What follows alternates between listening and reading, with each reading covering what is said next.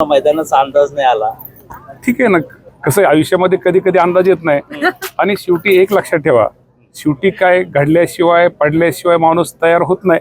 ठीक आहे, ग्राउंडचा अंदाज आला नाही, ग्राउंडचा अंदाज नाही आला तर ठीक आहे, पडलो उभा राहिलो, हे काय हे नाही, हे तर उलट ह्यातनं शिकायचं असतं. ह्याला राजकारण ह्यातनं शिकवायचं असतं. ह्यातनंच शेवटी 2009ला माझा पाय घसरलाच होता. 2009 नंतर मी पाय थोडक्यात घसरला. त्यामुळे 14ला मी उठून उभा राहिलो, 19ला उठून उभा राहिलो, 24ला उठून उभा राहिलो. कदाचित 9ला काहीच प्रयत्न केला नसता, 9ला पायच घसरला नसता, कदाचित तुम्हाला ह्या व्यासपीठावर मी दिसलोच नसतो. मी कुठेतरी शेती करताना तुम्हाला दिसलो असतो. शेवटी पाय घसरणं हे चांगलं असतं. सपोर्ट आहे का? 100% या इन्स्टिट्यूटनी ज्यावेळेस शासन म्हणजे काय आमच्याकडून देण्यासारखं आहे तेवढं देण्याचा प्रयत्न निश्चित प्रकारे आणि प्रामाणिक प्रकारे देण्याचा प्रयत्न करू. आणि ज्यावेळेस दिलं जाईल त्यावेळेस तुम्हीच या कार्यक्रमासाठी या रिझल्ट घेऊन येईल. वा वा वा. काय सांगणार, अजितदादा पवार आणि शरद पवार साहेब एकत्र येणार आहेत, तुम्हाला असं वाटतं का ते कायमच एकत्र यावे? आम्हाला या राज्यातल्या म्हणण्यापेक्षा देशातल्या जनतेला नक्की त्याचा आनंद आहे ना. एकत्र तर आलं तर आम्हाला सगळ्यांनाच आनंद आहे. त्याबद्दल आनंद म्हणजे दुःख वाटायचं कारण काय, नक्की आनंद आहे. ठाकरे आणि पवार भाजप सोबत जाणार अशा चर्चा सध्या सुरू आहेत. मॅडम, मी खूप छोटा माणूस आहे, वरिष्ठ खूप मोठे नेते ते सगळे, त्या बाबतीत ते योग्य तो निर्णय घेतील. मॅडम, आज खरं सांगू का, मला पत्रकार तुम्हाला सगळ्यांनी विनंती करायची, आज जो कार्यक्रम एक वेगळा आहे. म्हणजे आज मॅडमचं खरंच कौतुक केलं पाहिजे की इंदिरा इन्स्टिट्यूटच्या माध्यमातून एक स्पोर्ट्स आज पाहतो आपण, तुम्ही सगळं पाहिलं असेल की त्यांनी चाणक्य नावाने त्यांच्या आईने ते नाव सुचवलं. त्यांनी आज इथं स्पोर्ट्स कॉम्प्लेक्स सगळ्यांसाठी विद्यार्थ्यांसाठी एक त्यांनी त्याची उभा केलेलं आहे. आणि ते पाहिल्यानंतर निश्चित प्रकारे एक पुण्यासारख्या शेजारी असणाऱ्या इथं एक विद्यार्थ्यांसाठी एक संधी आहे.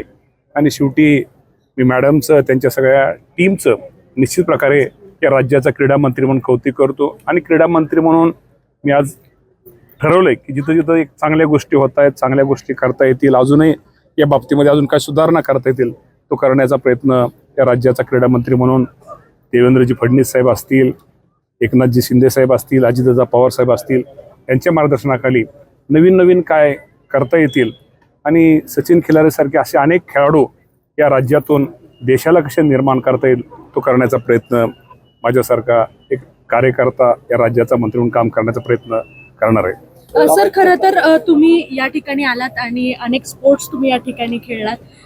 अजूनही तुम्हाला या स्पोर्ट्स मध्ये इंटरेस्ट आहे? अजूनही तुम्हाला असं वाटतं का की मी लहान होऊन मी शेवटी कुणाला वाटतं, आज जरी प्रत्येकाचं वय जरी वाढत गेलं तर प्रत्येकाला वाटतं की लहानपण देगा देव आपण म्हणतोच. त्यामुळे हे विद्यार्थ्यांना पाहिल्यानंतर कुठेतरी अंगात आपल्या पण कुठेतरी एक प्रेरणा तयार होते, एक ऊर्जा तयार होते. खेळलं पाहिजे, फिरलं पाहिजे, वॉकिंग केली पाहिजे. शेवटी आरोग्य आपलं, शेवटी आरोग्य चांगलं तर सगळं चांगलं. त्यामुळे आज इथं पाहिल्यानंतर निश्चित प्रकारे मी पुण्यामध्ये असू द्या, गावाकडे असू द्या, मी रोज सकाळी 5 ते 6 किलोमीटर वॉकिंग करतो.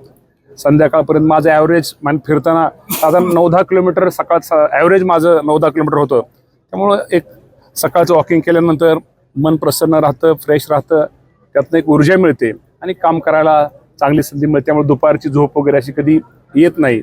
पहाटे जरी आलो 3-4 वाजता कुठून बाहेरून तरी मी सकाळी 6 वाजता 6:30 वाजता उठून चालण्यासाठी मी सज्ज असतो. मामा, काय सांगणार, तुम्ही आज मावळ तालुक्यामध्ये आलात, मात्र या मावळ तालुक्यामध्ये पाहायला गेलं तर एकही असं मैदान नाहीये की एखादा देशासाठी खेळणारा खेळाडू या ठिकाणी आपण त्यासाठीच मी तुम्हाला ऐका ना, खाजगी आहे त्यासाठी मध्ये तुम्हाला ते सांगतो की येणाऱ्या दिवसामध्ये मावळ तालुक्यासाठी एक चांगली बातमी देण्याचा प्रयत्न आम्ही करू. एक चांगलं एक मैदान, खेळाचं मैदान या भागात निर्माण करण्याचा प्रयत्न आदरणीय दादा, देवेंद्र भाऊ, एकनाथजी शिंदे साहेब यांच्या माध्यमातून या भागाचे आमदार सुनीलनाना शेळके यांच्या माध्यमातून करण्याचा प्रयत्न आम्ही करू. खास करून तुम्ही सगळं ताऊन सलाखून इकडे सगळं चढउतार पाहत तुम्ही कॉम्प्लेक्स उभं केलंय आणि मग त्या कॉम्प्लेक्समध्ये सर्वसामान्य मुलांसाठी काय तुम्ही वेगळी योजना करताय का? आणि अशा सर्वसामान्य मुलांना सचिन केल्यासारखे मुले घडतील उद्या भविष्यात, त्यासाठी मामा तुम्ही मंत्री म्हणून काय योगदान कॉलेजसाठी द्याल? असं दोघांना मंत्री, आता मॅडमला मी तुम्ही दोघांना विचारलंय, कुणाचं तुम्हाला उत्तर पाहिजे. माझं त्याच्यासाठीच आमची ही सगळी तयारी चालू आहे. आज जे कॉम्प्लेक्स बघताय इथं उभा आहात, ही आमचे क्रिकेट ग्राउंड आहे आणि इथे आहे आईच्या नावाने आहे, वडिलांच्या नावाने आहे. मोठी आता स्कॉलरशिप आम्ही आज पहिली स्कॉलरशिप 21 लाखाची डिक्लेअर केलेली आहे आणि त्याच्यातून नक्कीच आज आपण खूप काही करत राहून ही पहिली स्टेप आहे त्याच्याकडे. आणि आज एवढं मोठं आमच्याकडे इथे जमीन आहे, त्याच्यामध्ये नक्कीच सरांच्या मदतीने आम्ही खूप काही मोठ्या इथे गोष्टी क्रीडेमध्ये नक्की करू आणि मला नक्कीच माहिती आहे की हे गव्हर्नमेंट आमचं सहकार्य करेल, आजपर्यंत करत आलेलं आणि ह्याच्या पुढे नक्कीच करेल. आणि आज सचिन खिलारी आहेत, पुढे अजून नक्कीच सचिन खिलारीसारखे अजून पुष्कळ इथं स्पर्धक तयार होतील, एवढी माझी नक्कीच गॅरंटी आहे. म्हणजे देश विदेशातील प्रत्येक घडामोडींचे लाईव्ह अपडेट मिळवण्यासाठी आता साम टीव्हीच्या सर्व सोशल मीडिया प्लॅटफॉर्मला लाईक, फॉलो आणि सबस्क्राईब करा. तसंच सर्व नोटिफिकेशनसाठी बेल आयकॉन प्रेस करायला विसरू नका.